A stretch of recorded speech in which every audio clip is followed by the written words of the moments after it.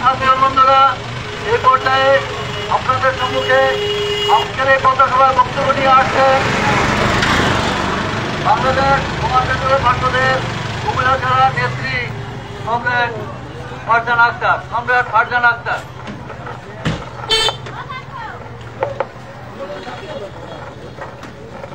সংগ্রামী এতবারপুরবাসী, বাংলাদেশের সমাজতান্ত্রিক দল সমাজতান্ত্রিক ক্ষেত মজুর ও কৃষক ফ্রন্টের পক্ষ থেকে আপনাদের সবাইকে সংগ্রামী শুভেচ্ছা ও বিপ্লবী অভিনন্দন জানাচ্ছি। সংগ্রামী বন্ধুগণ, আপনারা ইতিমধ্যে জেনেছেন আমরা আজকে এখানে দাঁড়িয়েছি সমাজতান্ত্রিক ক্ষেত মজুর ও কৃষক ফ্রন্টের সমাবেশে। আজকের এই পথসভা অনুষ্ঠিত হচ্ছে এতবারপুর ইউনিয়ন বাজারে। সংগ্রামী বন্ধুগণ, আপনারা জানেন আমাদের দেশের এখনো 45% মানুষ কৃষি নির্ভর। এই কৃষির উপরে ভিত্তি করেই চলে আমাদের দেশের অধিকাংশ অর্থনৈতিক অবস্থা। কিন্তু এই যে কৃষি, যেটা আমাদের দেশের অন্যতম প্রধান খাত, এই কৃষিকে আজকে অবহেলিত করে রাখা হয়েছে। বন্ধুগণ, কৃষকদেরকে ভালো সার দেওয়া হয় না, সারের দাম বারবার বাড়ছে, সারের দামের যে পরিমাণ ঊর্ধ্বগতি হচ্ছে, কীটনাশকের দাম বাড়ছে, বীজের দাম বাড়ছে। উপরন্তু এই সার, কীটনাশক, বীজ সহ কৃষির যেসব উপকরণ আছে সেগুলো কিন্তু আমরা একেবারেই ভালো জাতের কিংবা ভালোটা পাচ্ছি না। বন্ধুগণ, এগুলোকে যেসব মানুষরা নিয়ন্ত্রণ করেন তারা 2 নাম্বার 3 নাম্বার যত প্রোডাক্ট আছে সবগুলোই আমাদের কাছে নিয়ে যান। বন্ধুগণ, এর ফলে আমাদের কৃষকরা লসের মুখোমুখি হচ্ছে। কারণ একটা বীজ যদি ভালো না হয়, বীজের যদি 100% উৎপাদনের গুণাগুণ না থাকে, তাহলে সেই বীজ থেকে কখনোই আমরা ভালো ফসল পাবো না। আর সেই বীজ থেকে যদি গাছও জন্মায় কিংবা পরবর্তী সময়ে আমরা যে সার, সেচের ব্যবস্থা করি, কীটনাশকের ব্যবস্থা করি, সেটাও যদি ভালো মানের না হয়, সেখানেও আমাদের কৃষক ক্ষতিগ্রস্ত হয়। একে তো ভালো বীজ, সার, কীটনাশক আমাদের কৃষকদের কাছে সরবরাহ করছে না, উপরন্তু এগুলোর দাম দিন দিন বাড়ছে। অন্যদিকে আমাদের এইসব কারণে কৃষকরা যে ক্ষতির মুখোমুখি হচ্ছে, সেখানে সেই ক্ষতির পরবর্তী সময়ে কিন্তু আমাদের কৃষকদেরকে কোনো প্রকার প্রণোদনা দেওয়া হচ্ছে না কিংবা ক্ষতিপূরণ দেওয়া হচ্ছে না। বন্ধুগণ, এমন করে প্রতি বছর প্রায় 1 লক্ষ কৃষক তাদের যে কৃষি ব্যবস্থা সেখান থেকে ঝরে পড়ছে, দরিদ্র থেকে আরো দরিদ্রতা হয়ে পড়ছে।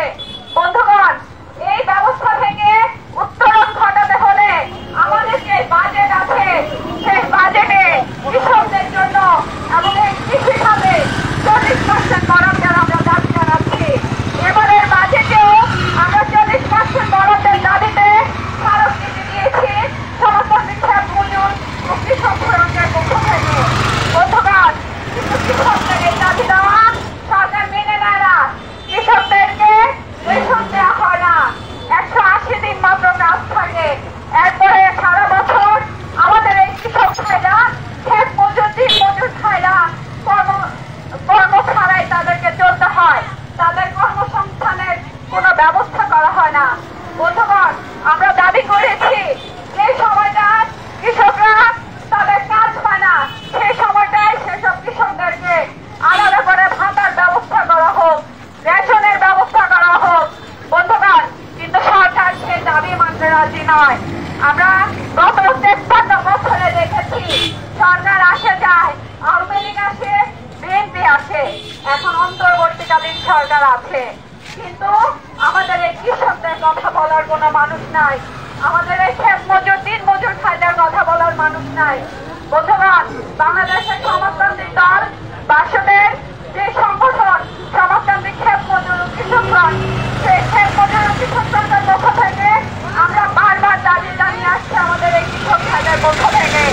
শুধু আমরা দাবি জানালেই হবে না, ঐক্যবদ্ধ একটা আন্দোলন প্রয়োজন, ঐক্যবদ্ধভাবে দাবি জানানো প্রয়োজন।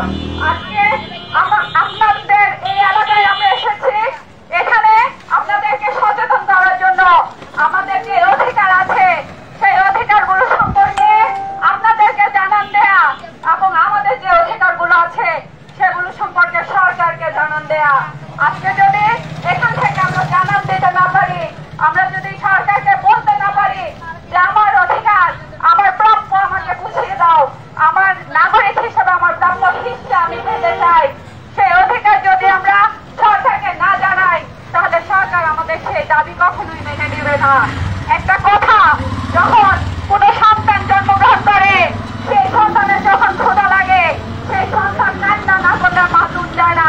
ঠিক তেমনি আমাদের যখন পেটে ক্ষুধা, আমাদের যখন যন্ত্রণা, আমরা যখন টাকার অভাবে আমাদের সন্তানদের পড়াশোনা করাতে পারি না, তখন কিন্তু আমাদেরকে চিৎকার করে বলতে হয়। মরার আগে হলেও একটা চিৎকার দিয়ে আমাদেরকে মরতে হয়। আমরা মরতে চাই যে আমরা কৃষকরা এদেশের বেশিরভাগ খাত 45% খাত আমরা আমাদের টাকায় আসে, তাহলে আমাদেরকে এভাবে অবহেলিত করে রাখলে আমরা সেটা মেনে নেব না।